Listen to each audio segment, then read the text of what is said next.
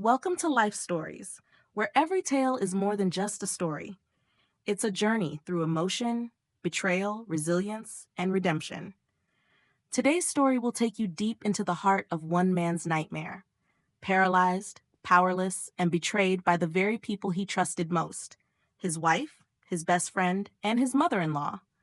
But what they didn't know was that he had a plan of his own, one that would lead to the most calculated revenge they never saw coming. Subscribe to Life Stories to begin today's story. I woke up paralyzed while they planned my murder. My revenge was ruthless. My name is Jack Preston, and I used to believe that the people you love the most are the ones you can trust the deepest. That belief nearly cost me my life. The morning it all began, I woke up to the soft morning light filtering through the blinds of our bedroom in Austin, Texas. The warmth of the Texas sun used to feel comforting like home. But not that day. That day, I felt like a corpse trapped in my own body. I was conscious, alert, but I couldn't move. Couldn't lift a finger, couldn't twitch a toe. I could only stare at the ceiling, frozen, silent, helpless. I felt the familiar weight of my wedding ring pressing against my finger like a cold shackle. It had once symbolized love and commitment. That day, it felt like betrayal forged in gold. It was Rachel, my wife of 15 years, who arranged for the in-home medical care. She said it was for my migraines. She always wore this gentle look of concern on her face when she talked about my health, a look I had once found tender, even comforting. But as she stood above me that morning, her green eyes didn't shimmer with worry. They calculated, observed, measured. The doctor said the medication might cause temporary paralysis. She cooed softly, her voice like honey, but I tasted only poison. A moment later, he walked into the room. Ethan Cross, my childhood best friend, best man at our wedding, godfather to our son. He looked different now, less warmth in his eyes, more steel. He didn't even ask how I was. Just, is he still breathing? I'll never forget how cold he sounded, like we were discussing a malfunctioning appliance, not a human being, not a friend.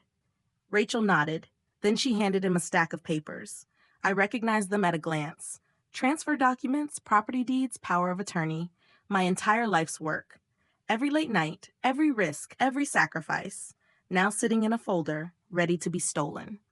They slid a pen between my fingers, trying to forge the illusion of my consent, while I lay there, locked in my own skin.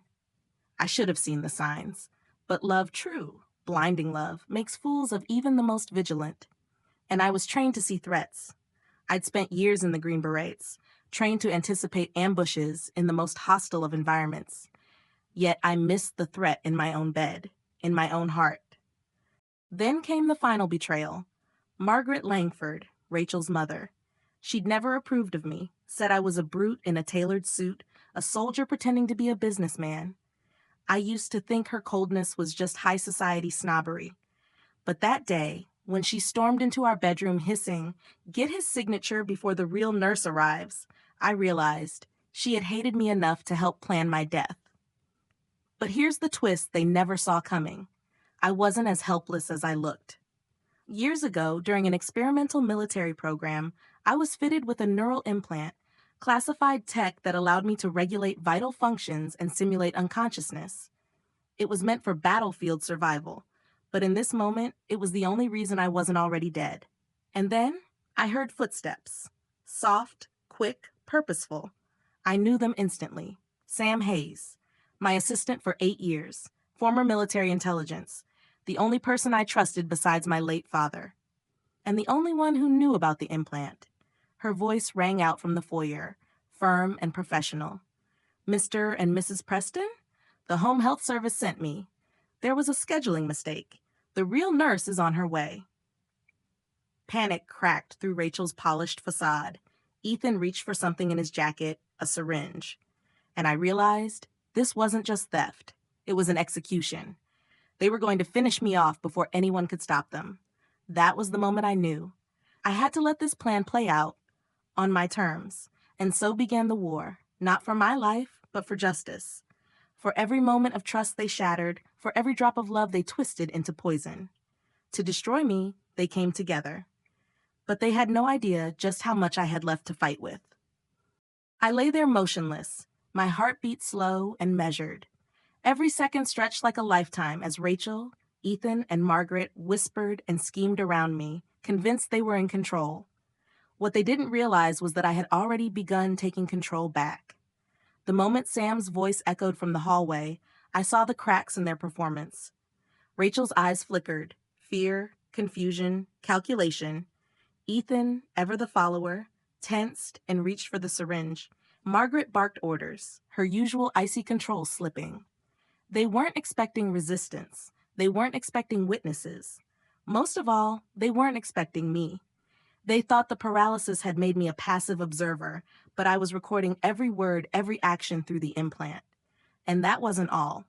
I had quietly spent weeks setting my own trap. It began the night I saw Rachel slipping into Ethan's guest house through one of my home's security feeds, the one she thought she had disabled. Watching her betrayal unfold frame by frame didn't shatter me the way I expected. It hardened me.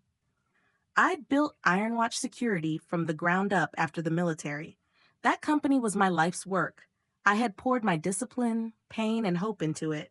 And now, they were trying to take it all. So I played along. I complained of migraines. I acted drowsy. I let Rachel guide me toward the very solution she'd cooked up with Ethan and Margaret. Private in-home care, she said. It made me sick to see how easily she lied, but I kept smiling, kept pretending.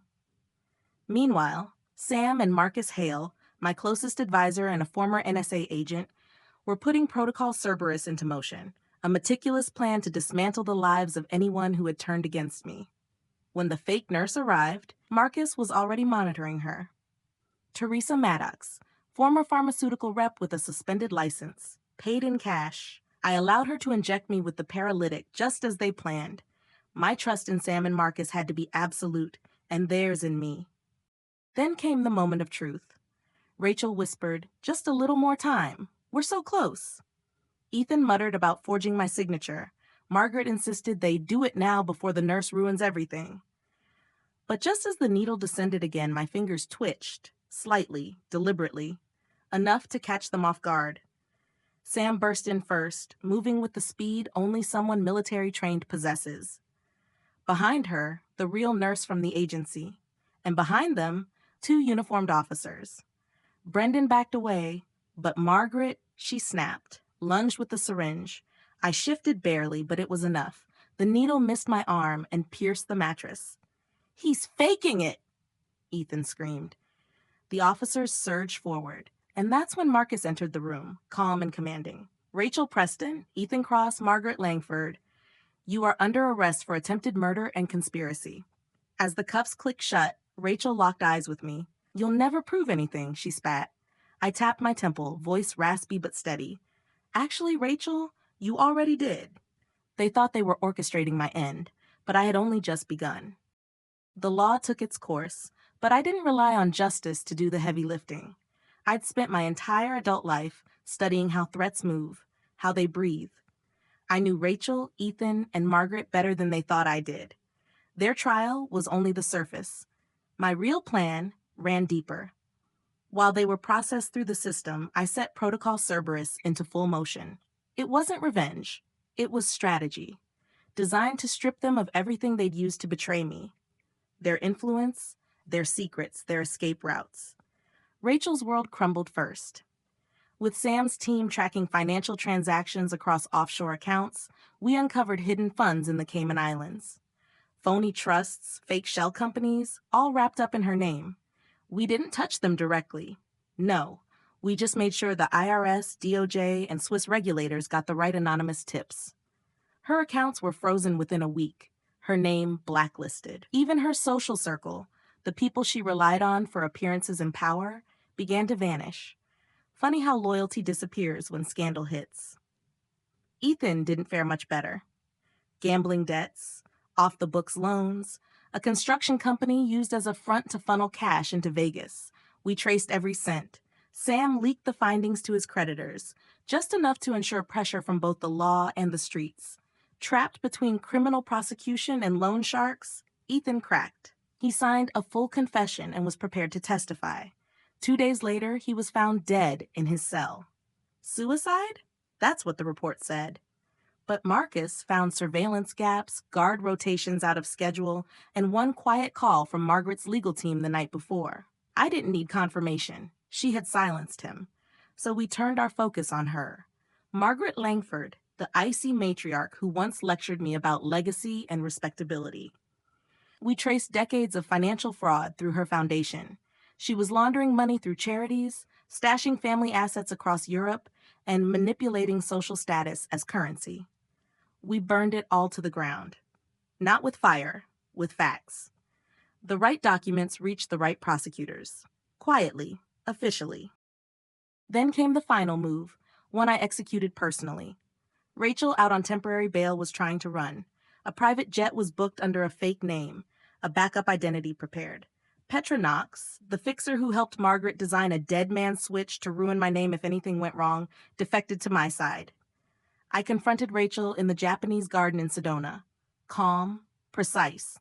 It's over, I told her. She laughed, bitter and brittle. You don't know what I've got planned. I do, I said. And I've already shut it down. I handed her an envelope. Inside were documents implicating her in international money laundering, using funds she didn't even know I'd planted in her name.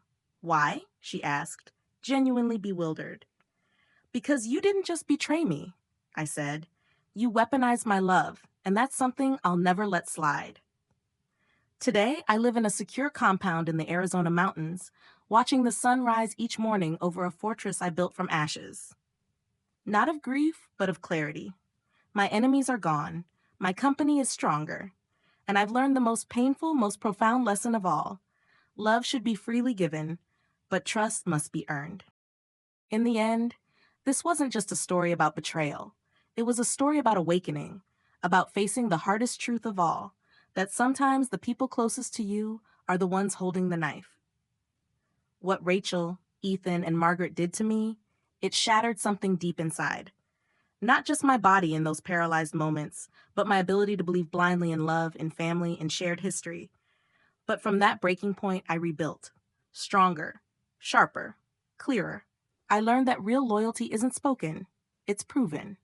It's not in wedding vows or childhood bonds or elegant dinner parties. It's in actions taken when no one's watching.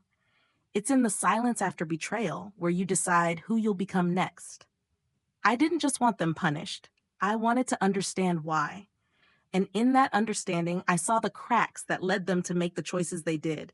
Choices born of greed, insecurity, pride. That didn't make it right, but it reminded me of something essential. No one is born a villain. They become one compromise at a time. So I forgave, not them, but myself, for trusting too much, for not seeing sooner. And I made a promise, never again. Now I live quietly, deliberately. My circle is small, my systems are tight, and my peace, it's hard-earned, but it's mine. If this story resonated with you, if you've ever been betrayed and risen from the ashes stronger than before, then you understand. Pain teaches. Loss transforms. And healing?